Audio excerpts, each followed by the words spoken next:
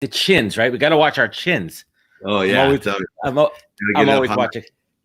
You got it up? Yeah, we are live. We are live, everybody. We will let this thing queue up in a minute here. I will start by having a few morning salutations with my man, Dave Meltzer, somebody that I hold in such high regards. And mainly because we're far away. We're thousands of miles apart, but you're there for me and so many other people with energy and positive thoughts and positive vibes, even not during this time when we need it so much, but all the time there. And you've helped lay my foundation over the last couple of years. So thank you, Dave.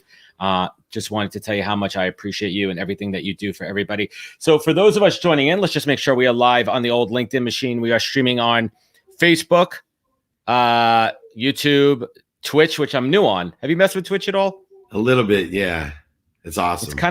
It's kind of new to me, so I'm certainly playing around with that. Let's just make sure we're up and running here. Let's start off just quickly. How are you doing, Dave?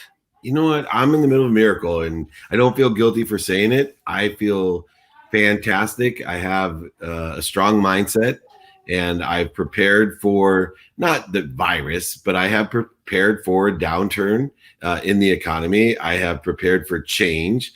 I've prepared for acceleration of uncertainty because I have studied history, and not only long-term history of human nature, but my own history of 93, 97, 2001, 2008. And after 13 years of unprecedented growth and strength of an economy, history tells me that something was going to happen, and I should prepare for it. And right now, why do I feel so good is that I have the capability not only to be in a stable environment for my family and my friends, but extend it out to my life's mission, which is a great opportunity to empower over a billion people to be happy. Happiness has never been higher in the forefront. It's the strongest virus that exists. It can be shared by witnessing it. And you know, Adam, I've been teaching this for years to people. I've been telling them how important happiness is in perspective and mindset.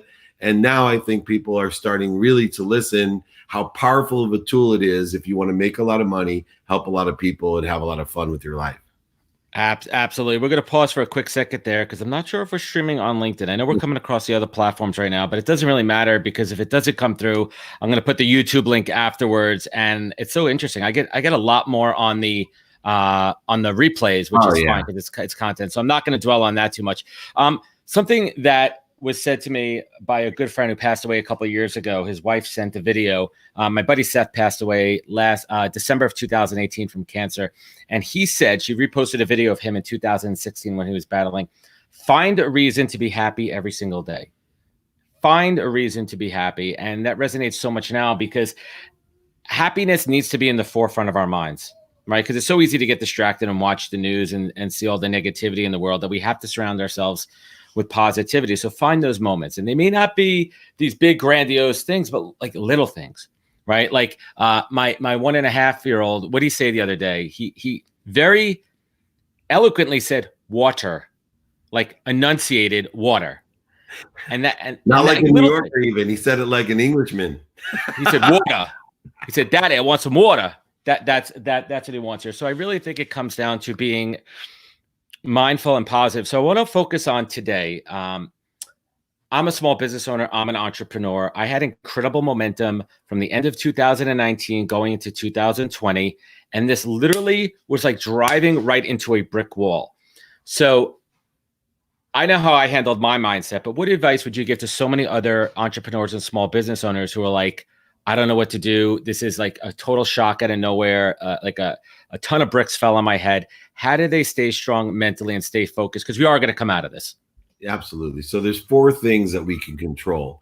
And what makes us feel more secure is when we're in control. What makes us feel less secure, what creates insecurity or separation, anxiety, fear, resentment, anger, frustration, interference to the greatest source of energy, light, and lessons that we have. What creates that is uncertainty. And so what I tell people to do is there's 4 things to focus in on in your mindset, 4 things that we control. One is your mindset. So you need to practice finding the superpowers in people, finding the light in everything, finding the love in everyone, and finding the lessons that we're supposed to be learning to put ourselves not only in a better situation, but to include helping other people, put them into a better situation. So number one, you can control your mindset. Be as productive as you can right now. Be as accessible as you can, not only accessible to others, but access what you can, and be as gracious as you can. The number two thing that you can control is your feelings. And so make a practice of ending fear, right? Fear can motivate you, but it won't inspire you. Fear will not get you through this. It will not. It will suck your soul dry. It'll corrode all the incredible energy, all the lessons from you. But inspiration will get you through this. Knowing that you're connected to the greatest source of energy, light, love, and lessons, knowing that you are creating the interference and that you're in control of the interference, that will get you through this. Now, the third thing that you can control beyond your mindset and beyond your feelings is what you say and what you hear. Now, let me repeat this. It's not just what you say. You can control what you say, and it's a great practice. Most of us. But more than ever, we need to control what we're hearing and listening to, right? You want to control this is an opportunity to listen to the greats, to learn the greats, to hear where the lessons are from the greats. Don't inundate yourself with facts. Seek the knowledge that you want. Don't get inundated with knowledge. Look, if there's certain stable data that you may need to know for whatever reason, whatever your philosophies and perspective is, go seek the news you want. Do not let that news run all day long. Do not allow it to lower your vibration. And then finally, you control what you do. And let me give some pragmatic advice for those small business owners and entrepreneurs. Right. And this is important. Yeah, what you should be doing. Number one, stability, cash. You got to make sure that you're focused in on cash. You need to stay in business. 100% of all businesses that run out of cash are no longer here, right? No matter how many employees you have, no matter how many buildings you own, if you run out of cash, you're gone. It's the oxygen. It's the heartbeat. So make sure that you're focused in on maintaining, growing cash. And I'm going to tell you how to do that too. And then two, culture. Know your values. It's time to take inventory.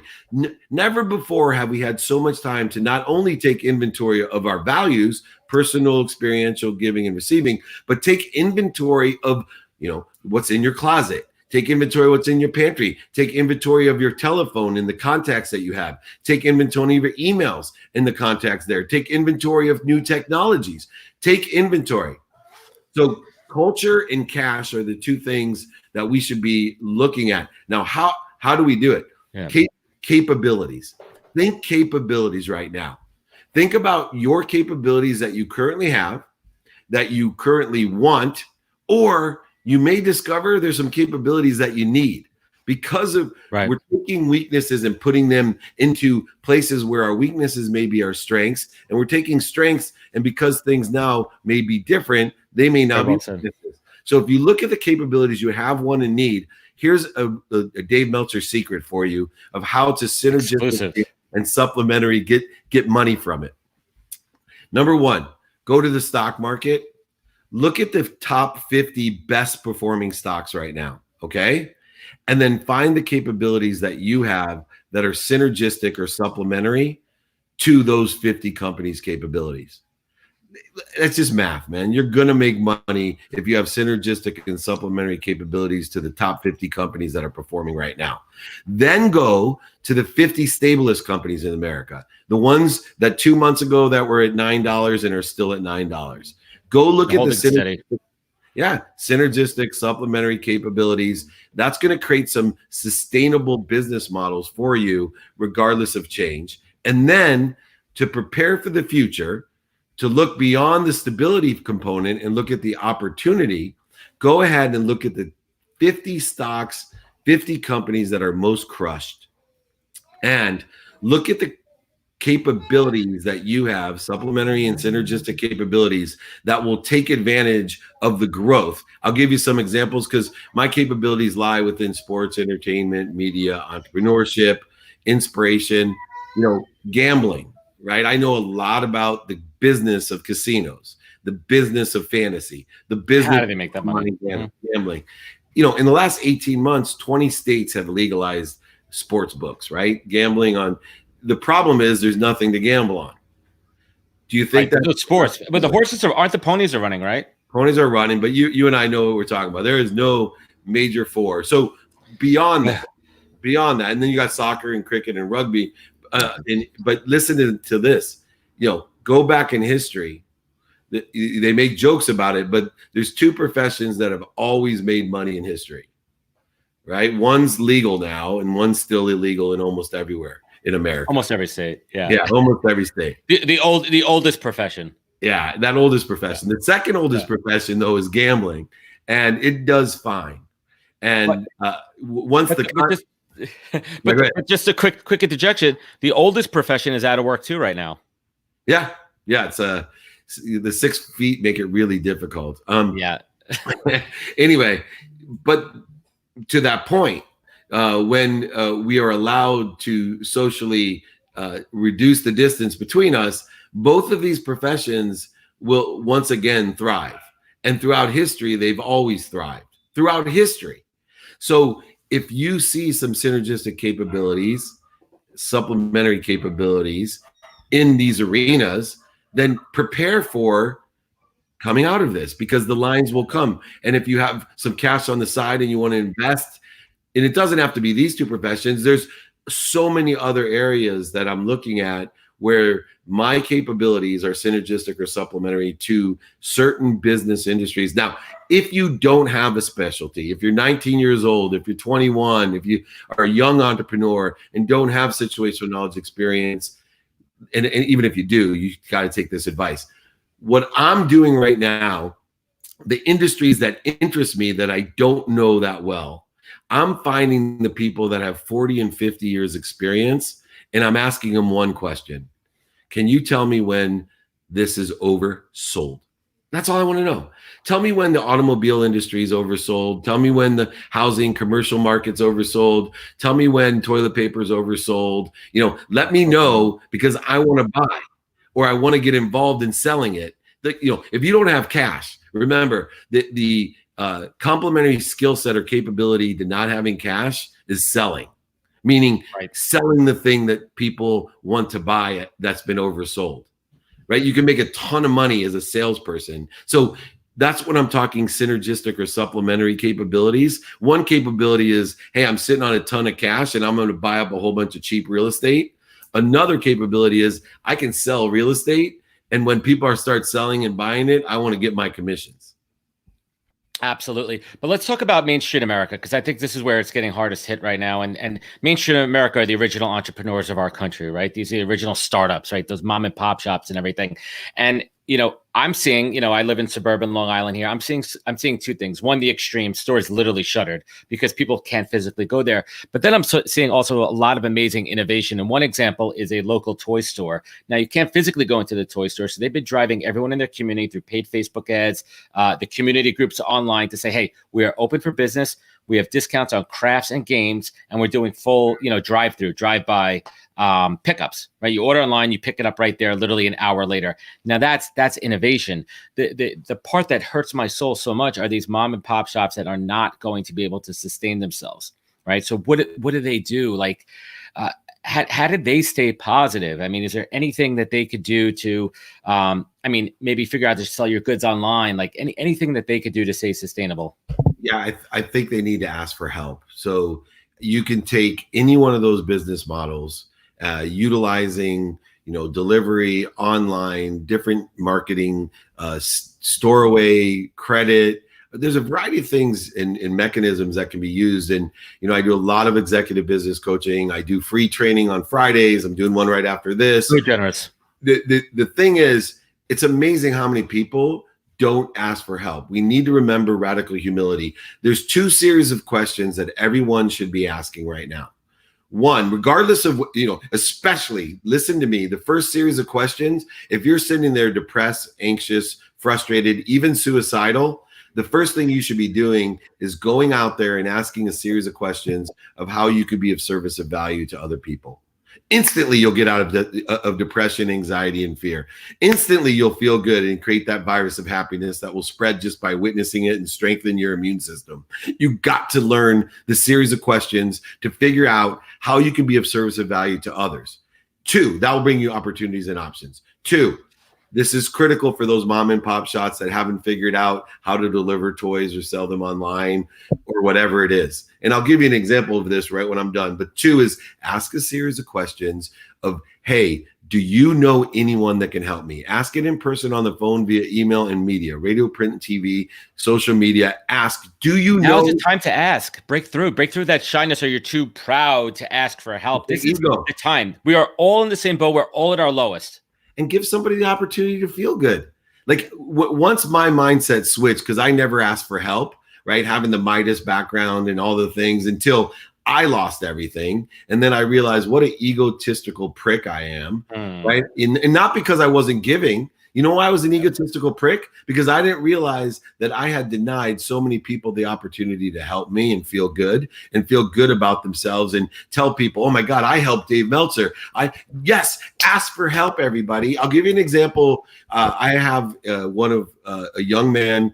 He has built a multi-million-dollar business in kind of the dessert space. And it's amazing. Acai bowls, right? Incredible entrepreneur, right?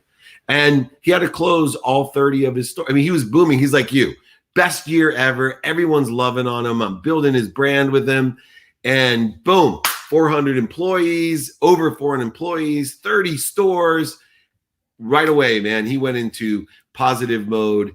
And he has an extraordinary tasting, very, very healthy, less sugar, acai bowl. Well, he just had implemented freezing them. So now he's getting a subscription model, 20 of those things to my house. I can get the fresh fruits, not to dog on his brick and mortar store, but I like it better when I can use my own blender and put my own stuff in there. You know what I mean? Customize it. Yep. Yeah, like some unhealthy things, like some Hershey's with almonds. That tastes amazing. You just took it the wrong direction, man. You made it fully dessert. You took it for healthy. That's another thing too. A complete side note. Like I have not, and I'll be honest, I'll admit something here. I've kind of let myself go over the past 3 weeks, like eating wise. Like we've ordered in a lot. We've taken our walks. We're doing that, but people have to be physically active and stay true to your fitness routines. Don't break them. There's ways to be healthy. All routines, Adam. You have to have an adaptable routine that's based off of your priorities. So for me, number one is health. I spend a minimum of an hour a day before I will schedule anything else. It's on my schedule, non-negotiable. I don't care about Mark Cuban called me and said, Dave, I need to talk to you from 9 to 10. I said, can we make it 10 to 11? Because 9 to 10 is my health time. Two, family time. Even though I'm in the home with 5 kids, I have my niece here and my 4 children. Even though I'm home with them, I mark, 30 minutes a day for my 9-year-old son, minimum, 2 minutes a day minimum for all 3 teenage girls. I spend 30 minutes minimum. Did you say 2 minutes a day minimum? Yeah, because I asked for 5. And we're in the same house. I'm listening to you. Yeah, we're in the same house. But look, 2 minutes a day is worth more than 2 hours on a Saturday. My relationships are booming, and that's because my priority is health, then my family, then I'm a student in my calendar. If you took it out of my words. I was going to say that I am a student of you talking about being a student of your calendar and blocking and tackling, how important that is. Yeah, it changed my life. Meltzer. Here's a tip for anybody that interviews Dave. You have to be able to interject in a very tactful way. You got to be able to get him in there. Otherwise, you got it. There's a note for everyone who interviews Dave. Thank you. It's I would appreciate that because it's like being interviewed with Gary Vee, right? As an interviewee, you got to interject yourself. Oh, the two of you! It's so good to watch the two of you go. It's crazy. He's awesome. Yeah. So it's basically the idea of being a student of your calendar is what you pay attention to and give intention to equal the coincidences in your life. And I just got the phone with one of my clients, and he's in a very specified recovery role. He helps people recover, high net wealth people, celebrities, athletes, and his business is booming. And it's because he's paying attention and intention to his calendar, what he has planned, the white space or unplanned stuff, and then of course sleep. I had one of my head guys media tell me he was overwhelmed with anxiety last night, didn't get any sleep, and it's going to literally affect his production today. And I'm like, you got to study sleep, man. It's either the caffeine or the stress or whatever it is. You got to pay attention and intention to get the coincidences that you want.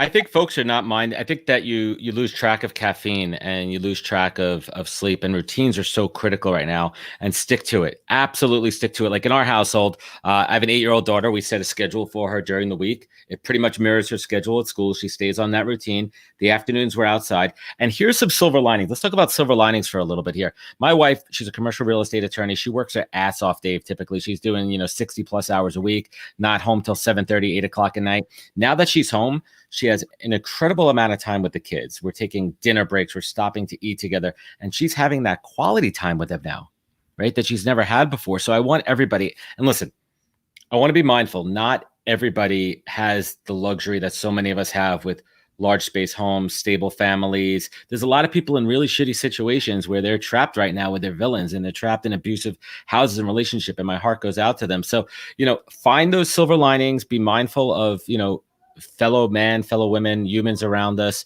and just be empathetic in your tone and your messaging and how you communicate.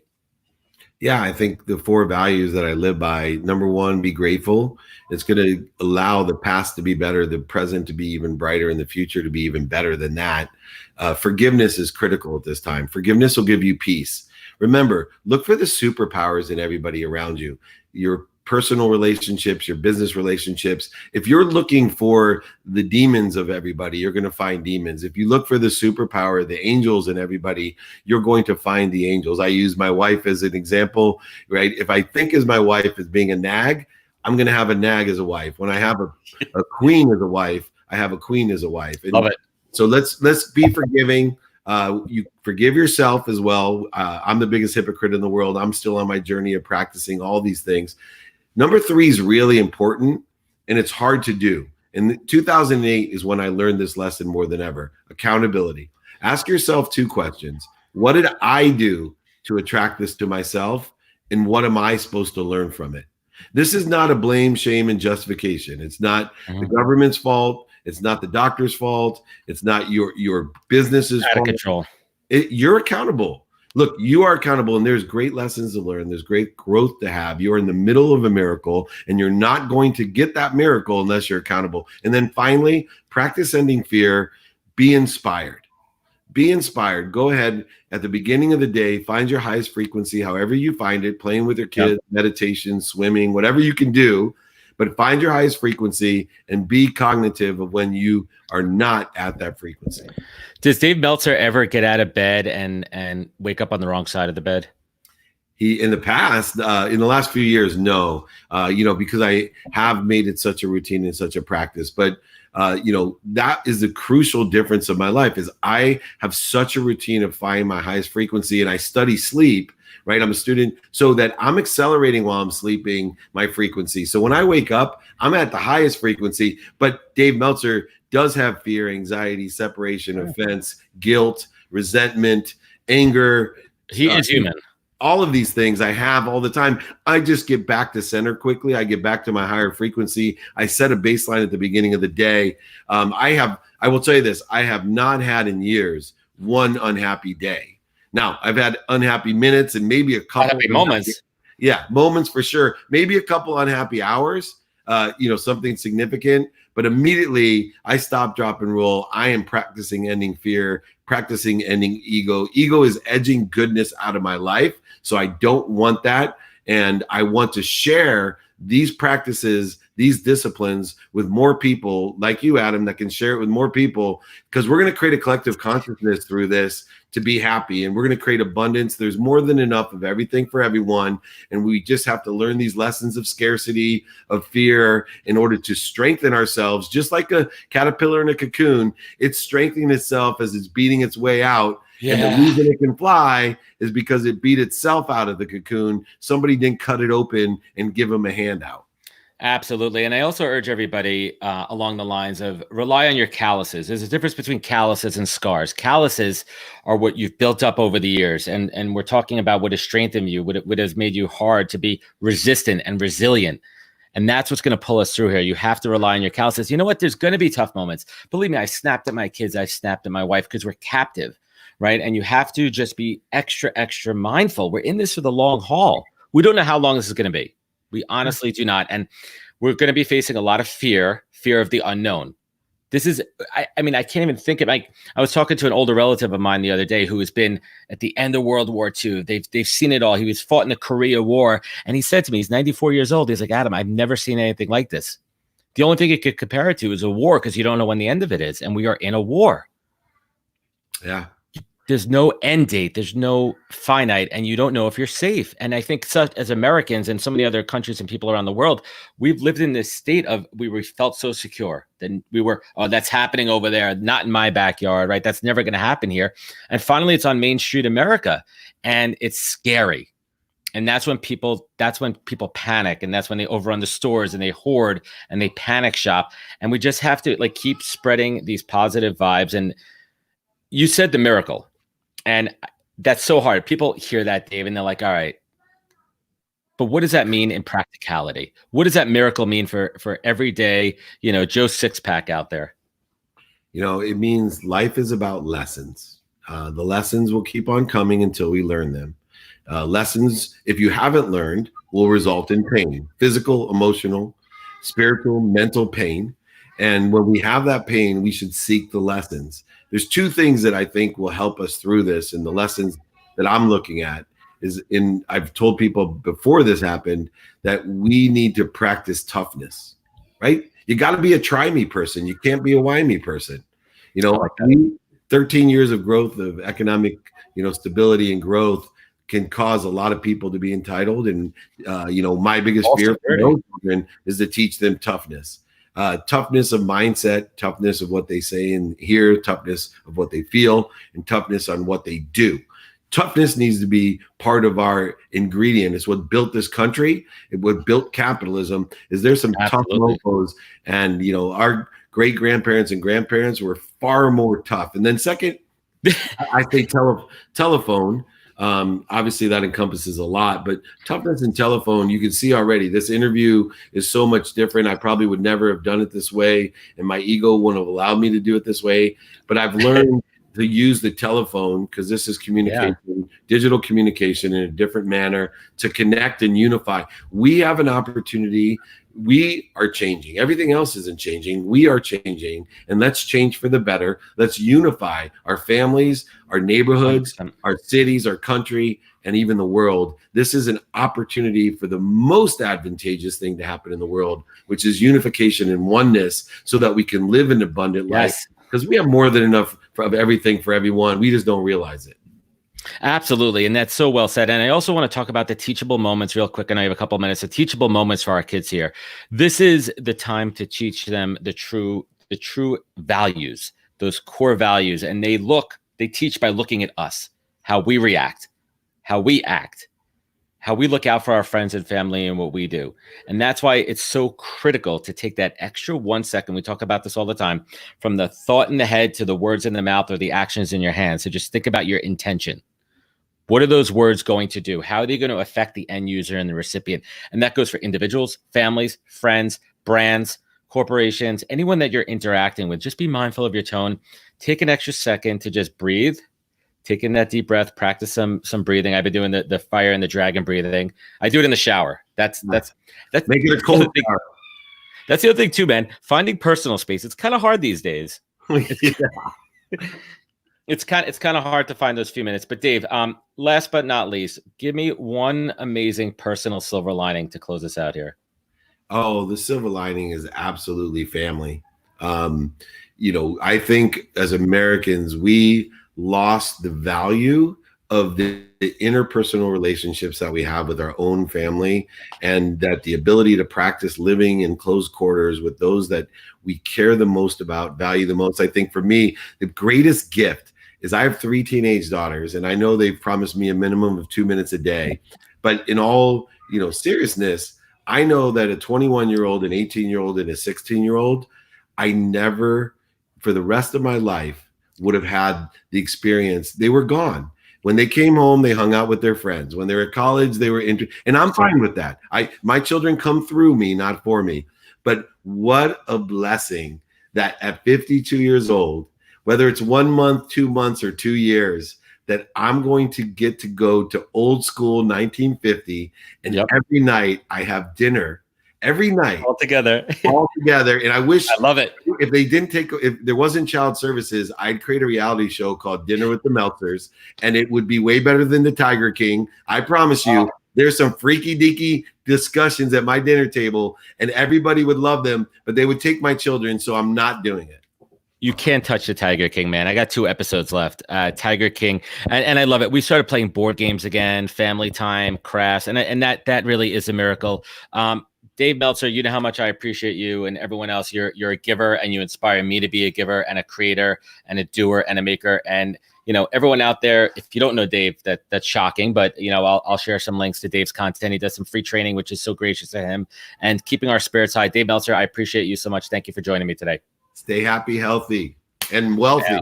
All right. Yes, we're trying there. And we'll catch everybody on Monday. I got some great guests. I got the ladies of LinkedIn joining me. Madeline Mann, Jill Katz will be joining me also as well. And we're going to have some great shows next week. And everyone remember to wash your hands and take care of your fellow human beings. Take care, everybody. Thanks, Dave Meltzer. Thank you, sir.